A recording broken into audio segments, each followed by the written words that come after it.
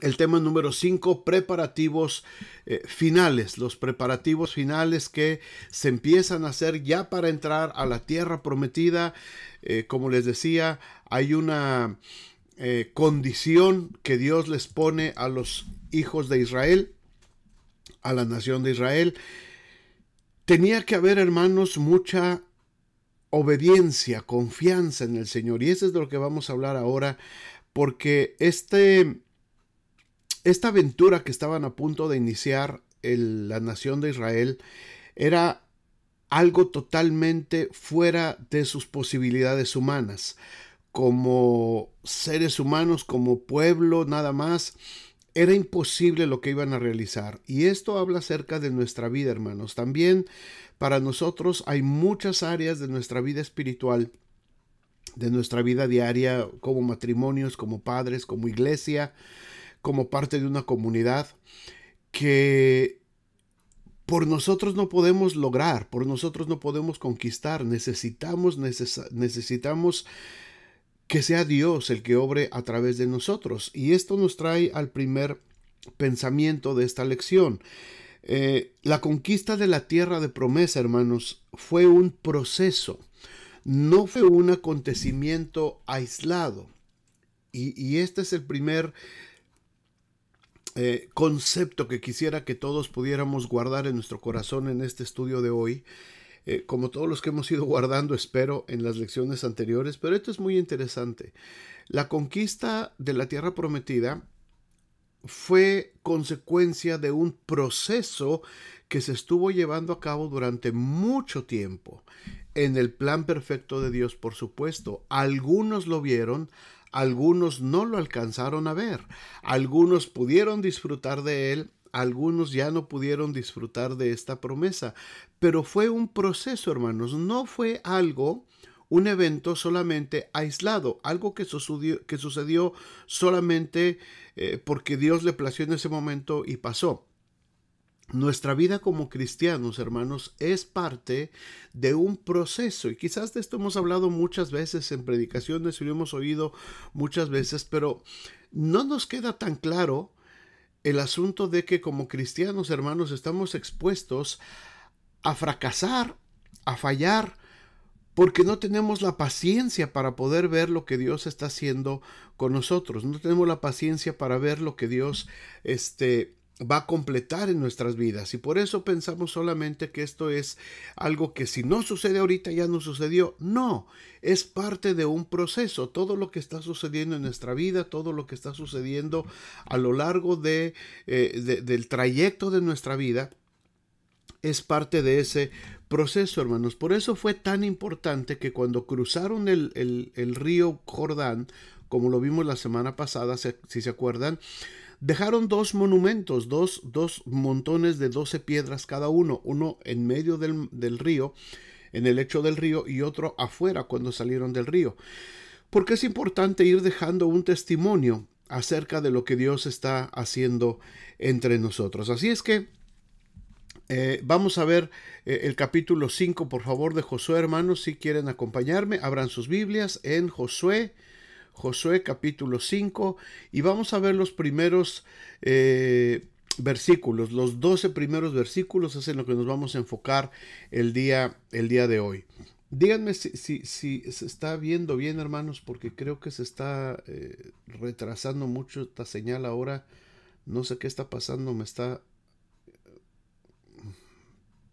Bueno, ustedes me dicen si lo están viendo bien o no.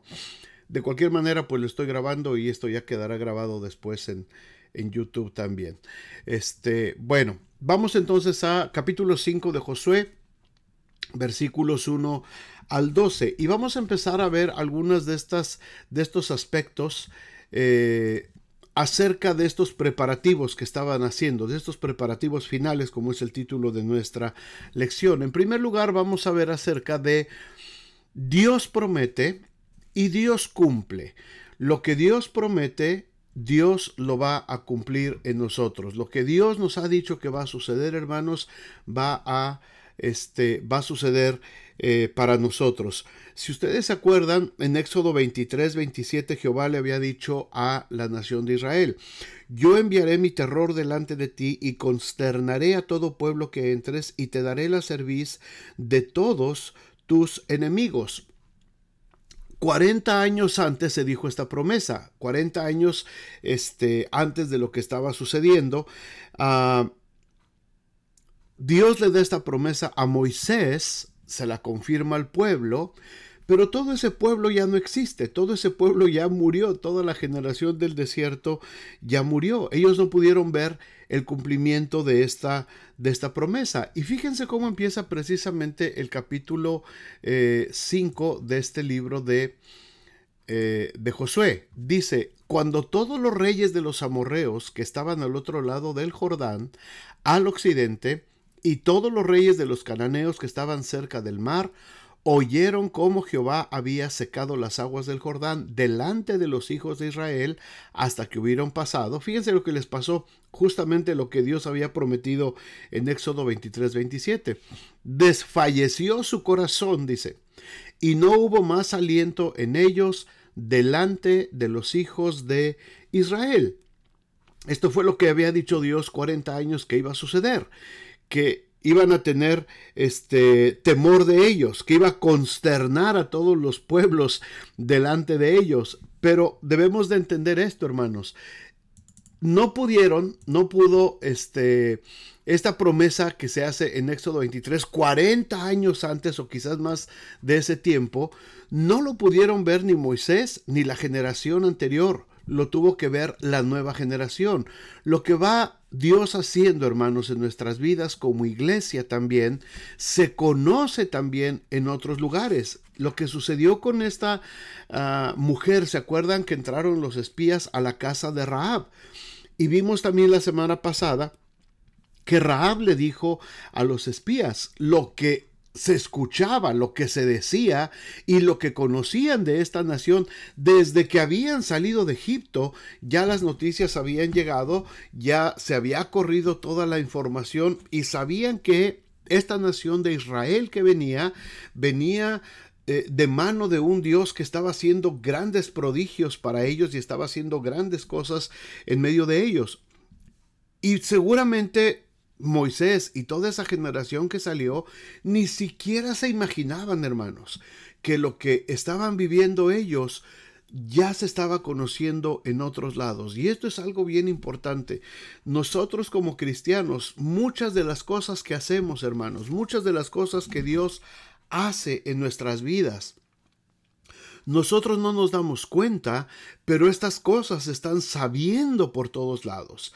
Yo les he platicado aquí en la iglesia algunas ocasiones que yo me sorprendo cuando he conocido algunos pastores o cuando he conocido miembros de nuestra comunidad, personas que tienen cierta influencia en la comunidad. Y cuando me presento con ellos y les digo, pues soy el pastor de la iglesia Vida Nueva, tenemos ahí una pequeña propiedad ahí en la calle College y la Lingo. Ah, sí, ya sabemos quiénes son ustedes. Sabemos lo que están haciendo, sabemos lo que están construyendo, sabemos cómo han ayudado acá, que están involucrados en esto. Y muchas veces gente que ni siquiera conocemos ya están enterados de lo que está sucediendo y de lo que Dios está haciendo en medio de nosotros. Cuando Dios tiene un plan, hermanos, para nosotros, para nuestras vidas, para el proyecto de Él, no para nuestros sueños, no para nuestros proyectos, para los proyectos de Él. Recuerden que Dios está interesado en la salvación del mundo y Dios nos ha mandado a nosotros a hacer luz y sal a este mundo y a hacer testimonio de Él, no de nosotros, de Él en este mundo. Y Él nos da por añadidura todas las cosas que necesitamos. Pero cuando nosotros entramos en esa dinámica, hermanos, de hacer la voluntad de Dios y cumplir el propósito de Dios, Dios se encarga de darnos gracia y Dios se encarga de dar a conocer lo que Él está haciendo en medio de nosotros. Así es que cuando Israel está a punto de entrar, ya la gente, los pueblos, las naciones de ese lugar, de toda esa región, sabían y conocían quién era Israel y quién era el Dios y las grandes proezas que Dios estaba haciendo también a través de ellos. Las defensas del enemigo, hermanos, son muy vulnerables ante el poder de Dios. Y esto lo tenemos que ver porque si ustedes se acuerdan, la semana pasada hablamos acerca del río Jordán. Para esta ciudad de Jericó y las ciudades de aquel lado, hermanos, ellos estaban muy confiados en que el río Jordán presentaba para ellos una barrera adicional. La ciudad estaba amurallada, pero para ellos el río Jordán, y sobre todo en esa fecha, como vimos la semana pasada, que se desbordaba, representaba para ellos una barrera, una protección adicional. ¿Por qué justamente Dios hizo que Israel pasara por el Jordán en esa época del año? Se pudo esperar tantito a que el caudal fuera más bajito, que estuviera más angostito el río, que no estuviera tan acaudalado, pero Dios lo hace en el momento más difícil, cuando el enemigo estaba confiado en que en ese tiempo el río estaba desbordado y que prácticamente para cualquier ejército sería imposible atacarlos. Ese es el tiempo exacto que Dios usa para poder manifestar su gloria y su poder. Nosotros, hermanos, en nuestras vidas diarias, nosotros en el cumplimiento de ese propósito de Dios, a veces vemos esos enemigos, vemos esas barreras infranqueables, pensamos que no la vamos a hacer, que no vamos a poder sobrevivir, pero cuando las cosas están más difíciles, hermanos, es cuando Dios muestra su poder y su gloria para que entendamos que no se trata de nosotros, que se trata de Él, que no se trata de nuestros sueños y nuestros propósitos y lo que nosotros queremos lograr, sino se trata del cumplimiento de la palabra de Dios y del propósito de Dios para su iglesia. Esto es muy importante que lo tengamos en cuenta. Recordemos, Dios había preparado el ambiente para que la nación de Israel pudiera cruzar. ¿Cuál era ese ambiente? Los habitantes de Jericó estaban ya atemorizados. Y el miedo, hermanos, es un enemigo muy poderoso. El enemigo lo sabe y muchas veces nosotros caemos en la trampa del enemigo y nosotros nos atemorizamos, pero la palabra de Dios nos manda que nosotros no tengamos temor. Así fue lo que le pidieron a Josué: esfuérzate, sé valiente y no temas. Las cosas no se veían muy bien, pero él tenía la confianza de que Dios estaba con él. Vamos adelante. ¿Qué es la siguiente sección? Bueno, viene entonces la señal del pacto. Había que renovar ese pacto, había que volver nuevamente a refrendar el pacto que Dios estaba haciendo con el pueblo. Dice a partir del versículo 2. En aquel tiempo Jehová dijo a Josué: hazte cuchillos afilados y vuelve a circuncidar la segunda vez a los hijos de Israel. Y Josué se hizo cuchillos afilados y circuncidó a los hijos de Israel en el collado de Aralot. Esta es la causa por la cual Josué los circuncidó. Todo el pueblo que había salido de Egipto, los varones, todos los hombres de guerra, habían muerto ya en el desierto, por el camino después que salieron de Egipto, pues todos los del pueblo que habían salido estaban circuncidados. Mas todo el pueblo que había nacido en el desierto, durante el trayecto por el camino, después de que hubieron salido de Egipto, no estaba circuncidado. Porque los hijos de Israel anduvieron por el desierto 40 años, hasta que todos los hombres de guerra que habían salido de Egipto fueron consumidos, por cuanto no obedecieron la voz de Jehová. Por lo cual Jehová les juró que no les dejaría ver la tierra de la cual Jehová había jurado a sus padres, que nos la daría, tierra que fluye leche y miel. A los hijos de ellos, que él había hecho suceder en su lugar, Josué los circuncidó, pues eran incircuncisos, porque no habían sido circuncidados por el camino. Y cuando acabaron de circuncidar a toda la gente, se quedaron en el mismo lugar en el campamento hasta que sanaron. Vamos a ver algunas cosas, algunas consideraciones aquí, hermanos. Tenemos que recordar que esta circuncisión fue la señal establecida por Dios a partir de Abraham. Abraham fue el primero que empezó con este pacto de sangre por parte de Dios. ¿Qué es lo que significaba este pacto de sangre? Bueno, era una muestra de fe. Dios le había mandado a Abraham que hiciera este ceremonial en su carne, ¿verdad? Tenía que cortar el prepucio de su pene. ¿Por qué?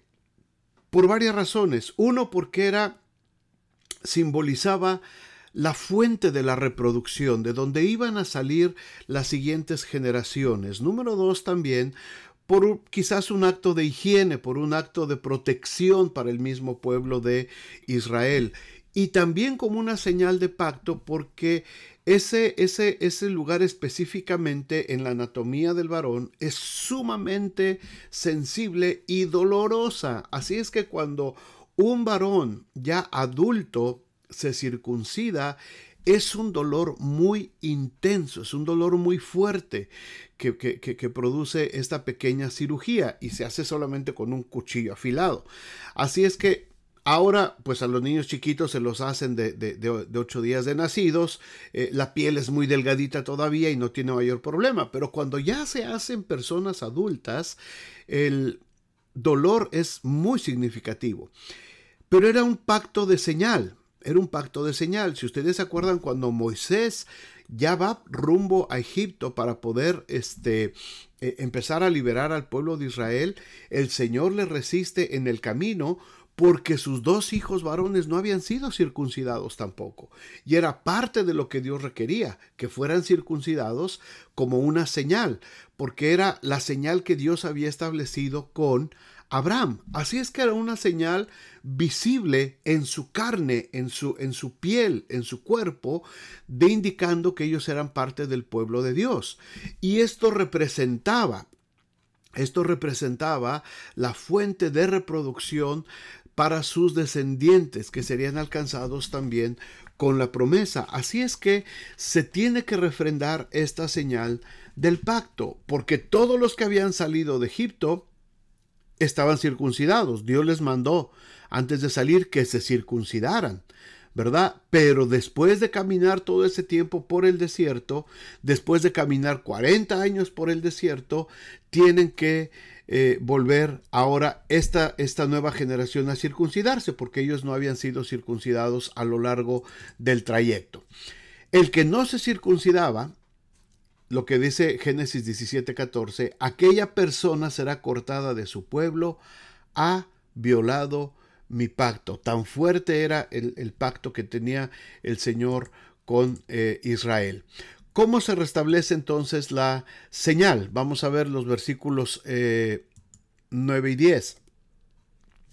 Y Jehová dijo a Josué: hoy he quitado de vosotros el oprobio de Egipto, por lo cual el nombre de aquel lugar fue llamado Gilgal hasta hoy. Y los hijos de Israel acamparon en Gilgal y celebraron la Pascua a los 14 días del mes por la tarde en los llanos de Jericó. En aquel tiempo dijo Jehová a Josué, ¿verdad?, que se hiciera esos cuchillos. Tenía que restablecer esta señal del pacto. ¿Por qué? Bueno, primero, porque todos los hombres de la primera circuncisión, los hombres de guerra, ya habían muerto, hermanos.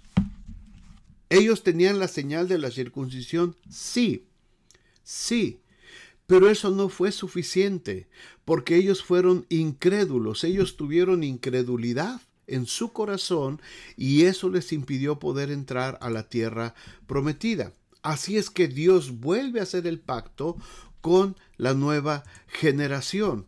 Y esta nueva generación pasaron la prueba de fe. Escuchen esto con atención, hermanos. Después de esta prueba de fe, imagínense 40,000 hombres, 40,000 varones. Era el ejército, eran los hombres de guerra. Ya estaban del otro lado del Jordán, ya habían cruzado el Jordán, ya estaban prácticamente a merced de sus enemigos. En ese momento, hermanos, en ese momento, ellos estaban totalmente vulnerables, recién circuncidados, con un dolor y con una incomodidad física que por lo general duraba por lo menos 8 días, esa incomodidad, y para que pudieran ellos sanar. Imagínense esos 8 días que estuvieron vulnerables. Si en ese momento llegan a venir los ejércitos de Jericó, los destruyen. No se podían defender, no tenían fuerza, no tenían ánimo y no tenían condiciones para pelear. Así es que ya estaban en la entrada de Jericó, ya estaban cerquita de empezar a conquistar, cuando Dios les manda hacer esto. No solamente Dios los prueba cuando tienen que pasar por el río totalmente desbordado, sino que ahora tienen que padecer por la circuncisión y estar expuestos a poder ser destruidos, hermanos. Pero esto tenía que ser algo para ellos, como una señal. Ellos obedecieron, ellos creyeron. No encontramos en el relato, como encontramos en el libro de Éxodo y de Números, cómo la otra generación de todo se quejaba, la otra generación de todo hacía pleito con Moisés, de todo le repelaban, de todo se enojaban, y Moisés estaba en ese estire y afloje constantemente con el pueblo. En el relato de la conquista, en el relato de Josué, no encontramos eso. En esta nueva generación no encontramos gente disconforme, gente que se está quejando, gente incrédula, gente que pone en duda lo que Dios puede hacer, gente que no estaba contenta con lo que Dios estaba haciendo. Si Dios les dice, tienen que cruzar el río Jordán cuando está más desbordado, creyeron y lo hicieron. Dios les dijo, tienen que circuncidarse y sufrir y tener dolor por un tiempo antes de entrar a pelear. Ellos pudieron haber dicho, esto es una tontería, esto es una locura, nos van a hacer pedazos. Ellos obedecieron y confiaron en el Señor. Así es que esto, hermanos, nos habla acerca de por lo menos 3 advertencias. Recordemos, la circuncisión era un acto de fe, y la iglesia nos manda las doctrinas apostólicas que debemos de circuncidar nuestro corazón, apartarnos del pecado. Eso significa, nosotros a lo mejor ya no practicamos el rito de la circuncisión, pero toda la iglesia, tanto hombres como mujeres, debemos de limpiar nuestros corazones y purificar nuestro corazón acerca de lo que tiene que ver con el pecado y con lo que tiene que ver con la inmundicia de nuestros corazones. ¿Cuáles fueron los resultados de haber recibido esta señal? Como vimos en los versículos 8, 9 y 10, y el 10 lo tenemos ahí. Primero, a pesar del dolor físico y su vulnerabilidad, ellos aprendieron a confiar. Ellos debían de confiar. Perdón, hermanos, sí, se está trabando un poquito la señal. Si pueden aguantar y verla así, y después al final de la reunión, como lo estoy grabando, lo subo al canal de YouTube y ahí lo podemos terminar, la pueden ver sin interrupciones. No sé qué pasó ahora con el internet. Bueno, decía, resultados de haber restablecido esta señal de pacto con Dios. Número 1, a pesar del dolor físico y de su vulnerabilidad en la que se encontraban, ellos tenían que aprender a confiar.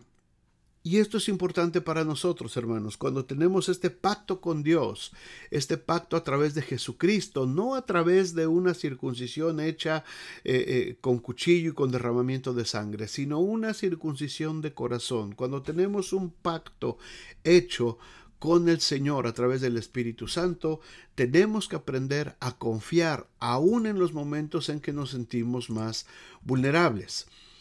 Segunda consideración o segundo resultado de haber restablecido esta señal.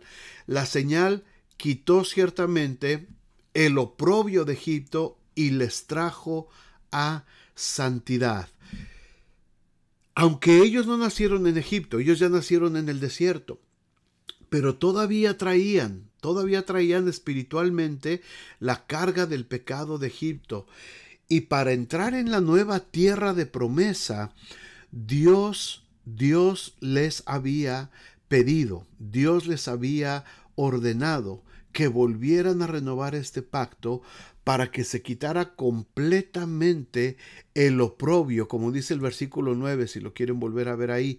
Jehová dijo a Josué: hoy he quitado de vosotros el oprobio de Egipto, por lo cual el nombre de aquel lugar fue llamado Gilgal hasta el día de hoy.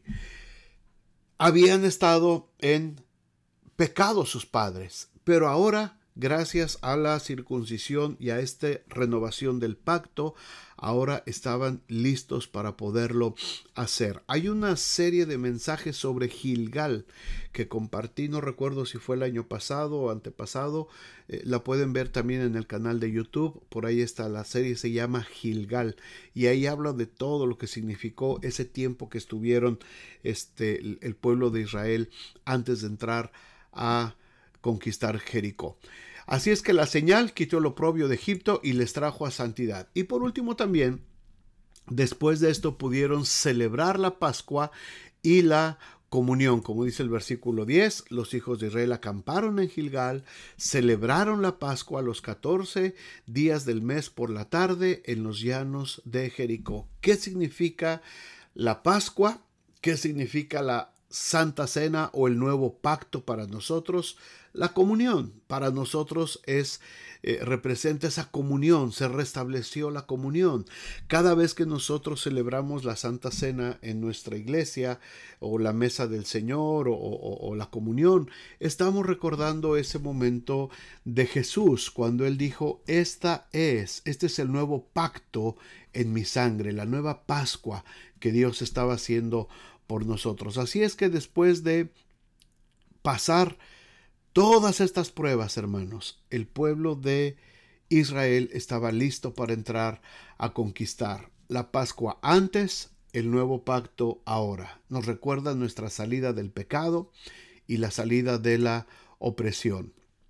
De pronto dicen los versículos 11 y 12 que se termina el maná. Vamos a leerlos. Dice: al otro día de la Pascua, fíjense qué significativo es esto. Al día siguiente, inmediatamente de que se terminó la Pascua, al día siguiente comieron del fruto de la tierra, los panes sin levadura, y en el mismo día espigas nuevas tostadas. Esta generación, hermanos, esta generación no había conocido los panes sin levadura y no había conocido las espigas nuevas tostadas. Esta generación que está acampando en Gilgal, todas sus vidas desde que nacieron, solamente habían comido maná, codornices y lo que Dios les iba dando durante el camino. Era la provisión que Dios les estaba dando constantemente. En el momento en que ellos entran, cruzan el río Jordán, en el momento en que ellos obedecen a Dios, renuevan el pacto con Dios, se establecen ahí en Gilgal unos días para prepararse para la guerra. En ese momento, después de que vuelven a celebrar la Pascua, y esto es importante notar, hermanos, durante los 40 años atrás en el desierto, ni una sola vez ellos recordaron la Pascua. Bajo Moisés no volvieron a comer la Pascua, a pesar de que el Señor les había dicho que lo tenían que hacer constantemente. Nunca pudieron volver a comer la Pascua. Y ahora, a punto de entrar a la tierra prometida, ahora sí pueden ellos disfrutar y comer la Pascua. Comieron los panes sin levadura, comieron espigas nuevas tostadas por primera vez después de que habían salido de Egipto. Y el versículo 12 es muy interesante lo que dice: y el maná cesó al día siguiente, desde que comenzaron a comer del fruto de la tierra, y los hijos de Israel nunca más tuvieron maná sino que comieron de los frutos de la tierra de Canaán aquel año. El maná, hermanos, fue la provisión de Dios para el pueblo del desierto. Una vez que ya estaban a la entrada de Jericó, estaban en la tierra prometida, ya estaban ahí. Esta tierra ellos no la sembraron, esta tierra ellos no la cosecharon. Cuando pasaron se encontraron ya que estaba todo lleno de frutos, y había trigo y había todo lo que necesitaban. Así es que ellos solamente llegaron a comer, a tomar posesión literalmente de lo que ya estaba ahí. Y era otra promesa que Dios les había hecho. A la tierra donde vas a tener de todo. Casas que tú no construiste, vas a disfrutar de graneros que tú no llenaste, y vas a disfrutar de las cosechas que tú no sembraste. Así es que Dios ya les había prometido que les iba a dar de todo, hermanos. Y ellos inmediatamente ese día después de la Pascua comieron literalmente ya los nuevos frutos de la tierra. Y en ese momento es curioso ver que el maná termina. Cesa el maná, no vuelve a caer más maná, y se termina la historia del maná. En ese preciso momento Dios cumple una promesa y la otra queda totalmente sin efecto. Recordemos, hermanos, que la generación del desierto llegó a sentirse fastidiada ante esta provisión de Dios. Llegó a sentirse fastidiada. Ellos llegaron inclusive a reclamarle al Señor. Si ustedes se acuerdan, en el libro de Números, decían: ya estamos fastidiados de este pan tan liviano. Ya no querían la provisión de Dios. Y esta generación, hermanos, a pesar de que crecieron bajo el maná, ellos tuvieron la bendición de poder disfrutar de la nueva tierra y de los frutos. La nueva generación pudo comer de los frutos de la nueva tierra, y entonces dejó de caer el maná del cielo. Qué importante es, hermanos, que nosotros estemos contentos con lo que Dios nos da, recibiendo la provisión de Dios. ¿Por qué hemos de menospreciar la provisión de Dios? Y esta es una lección, hermanos, que tiene que ser muy importante para nuestros hijos. Hablo particularmente a los padres que están aquí en Estados Unidos y también en otros países, pero yo hablo por lo que veo aquí en Estados Unidos. Nuestros hijos, o muchos de los hijos ahora, se están acostumbrando a que los padres están obligados a darles lo mejor de lo mejor. Están acostumbrándose a que ellos son merecedores de todo lo que a ellos se les antoje. Ropa de marca, comidas especiales de ciertos restaurantes, las cosas que usan para la escuela, lo que visten, lo que calzan, en fin, todo lo que representa para ellos un bienestar, una provisión de parte de Dios. Se están acostumbrando a que los papás están prácticamente obligados a darles todo lo que ellos quieran, todo lo que se les encapriche. Y cuando los padres en su condición que sea, les van dando solamente lo que pueden, los niños están aprendiendo a quejarse constantemente. ¿Y por qué yo no puedo tener unos tenis de la marca que los tiene mi amigo? ¿Y por qué yo no puedo tener ropa de la marca que tienen mis amigas? ¿Y por qué yo no puedo tener el teléfono que tienen mis amigas? ¿Y por qué yo no puedo tener la consola de juegos que tienen mis amigos? ¿Y por qué yo no puedo tener los padres que tienen mis amigos? ¿Y por qué yo no puedo tener, o no podemos tener como familia, el carro, la camioneta que tienen mis amigos? Y yo ahí voy y me llevan en este carrito feo. Y hermanos, ese fue el problema de la generación del desierto. Se quejaban de la provisión de Dios. No estoy hablando de que seamos conformistas, no estoy hablando de que seamos mediocres. Estoy hablando de que cuando Dios bendice, hermanos, Dios bendice, tenemos que aprender a ser agradecidos con lo que Dios nos da.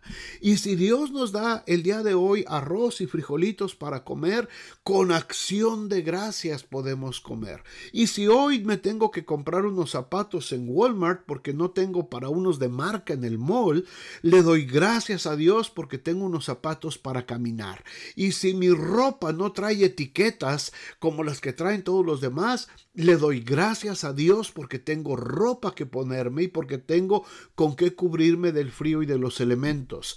La generación del desierto se caracteriza por esto: desagradecidos, se fastidiaban de la provisión de Dios, se enfadaban de lo que Dios les daba y querían cada vez más. Hermanos, esto es algo real, es algo frecuente y es algo que se está viendo en esta generación. Bueno, se ha visto siempre, ¿verdad? Pero en esta generación particularmente se está viendo muy fuerte.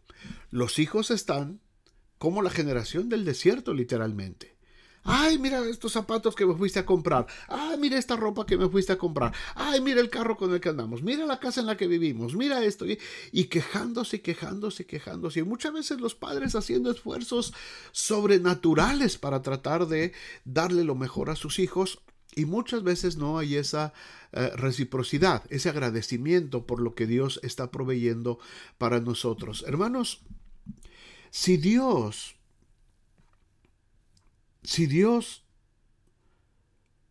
hubiera escuchado esos lamentos y esas quejas y todo lo que estaban hablando de su maná, ya nos aburrimos de este pancito tan liviano. Cualquiera de nosotros en la posición de Dios, no quieren maná. Está bien. No les vuelvo a mandar maná. Sin embargo, a pesar de que el pueblo se quejaba, a pesar de que el pueblo repelaba y todo eso, Dios seguía enviando todos los días su provisión. Y todas las mañanas que el pueblo salía, ellos tenían su maná, ellos tenían comida. Renegando como fuera, pero tenían que comer. Hermanos, si Él hubiera dejado su provisión, si Dios hubiera dejado de enviar su provisión, el pueblo hubiera muerto en el desierto. Pero por las misericordias del Señor, dice Lamentaciones 3, no hemos sido consumidos, porque nunca decayeron sus misericordias, nunca decayeron. Y nosotros, a pesar de nuestra ingratitud y a pesar de ser rebeldes y a pesar de ser desobedientes y fríos y apáticos, la misericordia de Dios sigue amaneciendo todos los días con nosotros, porque Él lo prometió, porque Él lo dijo y porque Él respalda su promesa. No porque nosotros lo merezcamos, hermanos. No porque nosotros lo merezcamos, sino porque Él es fiel. Así es que en cuanto la nueva generación da gracias a Dios y comen de ese fruto de la tierra, en ese momento dejó de caer la provisión del cielo y empezaron a comer de la tierra. Antes de ir al último punto, déjenme decirles nada más esto. Esto también habla, hermanos, acerca de la madurez del cristiano. La madurez del cristiano. Muchos cristianos tienen ya muchos años alimentándose de maná espiritual. Es decir, solamente se alimentan de lo que reciben en sus iglesias, en las predicaciones, en estudios, en esto, acá. Es lo único que comen. Está bien que lo coman. Y hay abundancia de alimento espiritual, bendito sea Dios. Y a eso vamos a nuestras iglesias, a aprender y alimentarnos más de la palabra de Dios. Pero, como dice la Biblia, muchos de ustedes, debiendo ser ya maestros, todavía tienen necesidad de leche espiritual, todavía tienen necesidad de que se les esté alimentando en la boquita. Muchos cristianos después de estar recibiendo tanto de parte de Dios, ya deberían de estar enseñando a otros, ya deberían de ser maestros, ya deberían de tener la disciplina para todos los días poder tomar su Biblia, poder tomar su estudio bíblico y poder alimentarse por sí mismos. Y no esperar hasta a ver quién pone un devocional, a ver quién pone un versículo por ahí, a ver quién me comparte un videíto de una predicación o de un segmento de alguien que comentó algo por ahí, a ver, y alimentándonos nada más de lo que va cayendo. Hermanos, ya estamos en la tierra prometida, ya debemos de empezar a comer de los frutos que la tierra produce. Y nosotros tenemos la palabra de Dios, tenemos la Biblia, y muchos cristianos de muchos años, está bien que coman, que se alimenten de lo que hay en sus iglesias y de lo que vemos en las redes, está bien, pero ya deberíamos de estar produciendo nuestro propio alimento. Ya deberíamos de tener la capacidad de abrir nuestra Biblia, estudiar, meditar y sacar un buen estudio bíblico y sacar una buena referencia bíblica y tener nuestras herramientas bíblicas, ¿verdad? Nuestros diccionarios, comentarios bíblicos, en fin, todo lo que necesitamos para poder alimentarnos por nosotros mismos, de empezar a cosechar nuestro propio alimento espiritual y poder comer de nuestros propios frutos. Ya muchos cristianos deberían de hacerlo, pero muchos no lo hacen. Muchos después de muchos años siguen expuestos y solamente están dependiendo del manacito que sigue cayendo a lo largo de sus vidas. Vamos a terminar con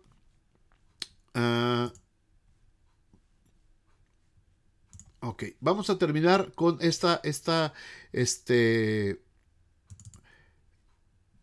con esta reflexión, lecciones finales. Bueno, número 1, déjenme quitar esto. Ok, ahí está. Recordemos lo que dice Primera de Corintios 10:11. Si tienen sus Biblias por ahí, por favor, búsquenla. Primera de Corintios 10:11. Dice, estas cosas les acontecieron. Está hablando de la nación de Israel, del pueblo, de todo lo que sucedió tanto en el desierto como en la historia.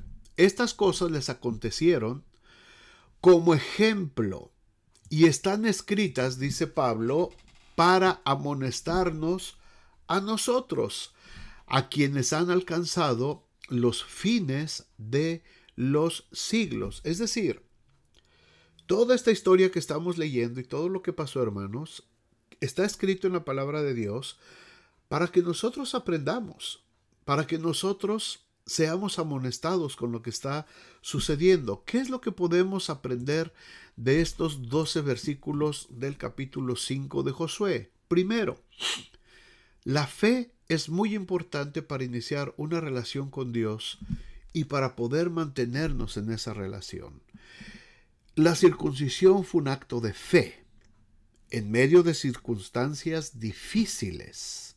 Como les dije, los ponían vulnerables, los ponían expuestos y tenían que depender de la fe para poder mantenerse. La fe es muy importante para iniciar una relación con Dios y mantenerse. Un ambiente hostil no es razón válida para desobedecer a Dios. Un ambiente difícil, el vivir en un ambiente difícil, el haber crecido en un ambiente difícil, no es una razón válida, hermanos. No, eso no nos da autorización para desobedecer a Dios. Dios va a ir más allá de las circunstancias difíciles. Dios va a permitir muchas de esas circunstancias difíciles en nuestras vidas para poder atravesar y para poder mostrarnos que se trata de Él. No se trata de nosotros, no se trata de nuestras habilidades, se trata de Él. Precisamente por eso los hizo cruzar el río cuando estaba más desbordado, cuando estaba más caudaloso. Por eso los hizo circuncidar cuando ya estaban expuestos ante las murallas de Jericó.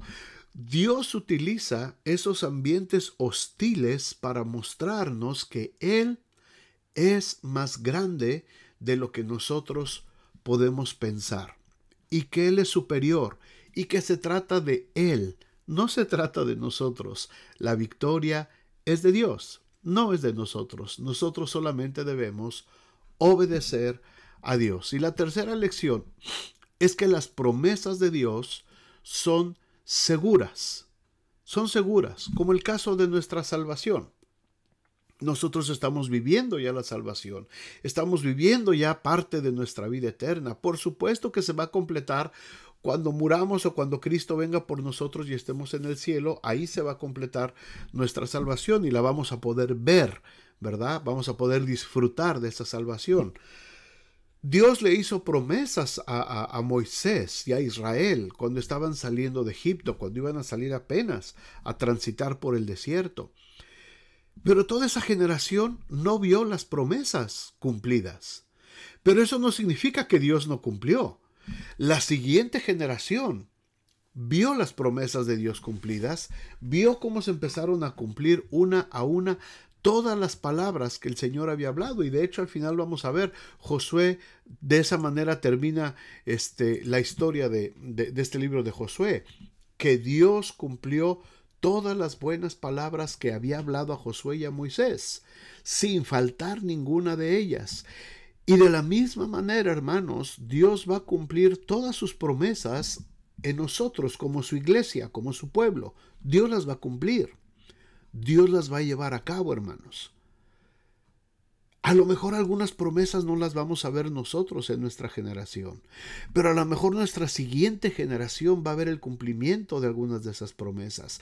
Quizás sí veamos algunas y quizá ya estemos muy ancianos y veamos la respuesta de Dios en algunas promesas, o quizá no las veamos, pero eso no significa que Dios no las va a cumplir. El Señor prometió que venía. Jesucristo dijo que Él venía pronto y Él estableció promesas y dejó señales que nosotros tenemos que ver para esperar el cumplimiento de los tiempos. ¿Cuántas generaciones han pasado, hermanos, desde que el Señor prometió eso? Y la iglesia no ha visto todavía la segunda venida de Cristo. No hemos oído la trompeta sonando, ¿verdad? Ni hemos visto a los muertos resucitando y los demás siendo arrebatados. No lo hemos visto. Pero el hecho de que no lo hayamos visto no quiere decir que no va a suceder. No quiere decir que Dios ya se olvidó de sus promesas, como dice Pedro. No quiere decir que el Señor ya se le olvidó lo que nos había dicho. No, las promesas de Dios se van a cumplir. Y si el Señor prometió que Él venía por nosotros, Él vendrá por nosotros. Y si Dios prometió que estaríamos toda la eternidad juntamente con Él, estaremos toda la eternidad juntamente con Él. Y si Dios prometió, hermanos, que Él iba a ser nuestro sostén, iba a ser nuestra provisión, iba a ser nuestro ayudador, nuestro cuidador, nuestro mediador, nuestro intercesor, si Dios lo prometió, tenemos que creerlo por fe. Porque las promesas de Dios son seguras, son eternas y nunca, nunca, nunca van a dejar de ser. Amén. Vamos a orar. Padre, gracias por este tiempo. Gracias por estos versículos de Josué. Gracias, Señor, por ese pueblo obediente, por ese pueblo que estuvo listo y dispuesto, Señor, para obedecerte a pesar de que no era nada fácil lo que les estabas poniendo, no era nada fácil lo que les estabas instruyendo. En su mente humana, en su razonamiento humano, no lo iban a poder hacer. Pero ellos creyeron y ellos confiaron y sabían que dependían de ti. Y después de ver, Señor, tantas señales y tantos milagros y tantos prodigios y proezas hechas por ti, ellos entendieron que no se trataba de ellos, que no era porque ellos fueran muy buenos, que no era porque ellos fueran algo especial, se trataba de ti, se trataba de tu propósito y se trataba de tu plan que tenías desarrollado para llevar a todo el mundo hasta el momento culminante donde vendría la salvación, donde vendría el tiempo de salvación y de sanidad para todas las naciones. Gracias, Señor, porque nosotros ahora como iglesia somos parte de esa promesa. Ahora la promesa de salvación nos ha alcanzado a nosotros y estamos dentro de esta dinámica, Señor, conquistando una tierra, conquistando, Señor, nuestras vidas, nuestros matrimonios, nuestras familias, nuestras generaciones, nuestras comunidades. Estamos en esta dinámica y debemos de entender que no se trata de nosotros, sino que se trata de ti. Solamente de ti. Gracias, Señor. Gracias por este tiempo. Gracias por tu provisión. Gracias por tu palabra. Y gracias por todo lo que nos has dado, Señor, en estos días. En nombre de Jesús. Amén y amén. Gracias, hermanos. Que el Señor me los bendiga mucho. Con el favor de Dios nos vemos en la próxima semana. Y como les digo, perdón por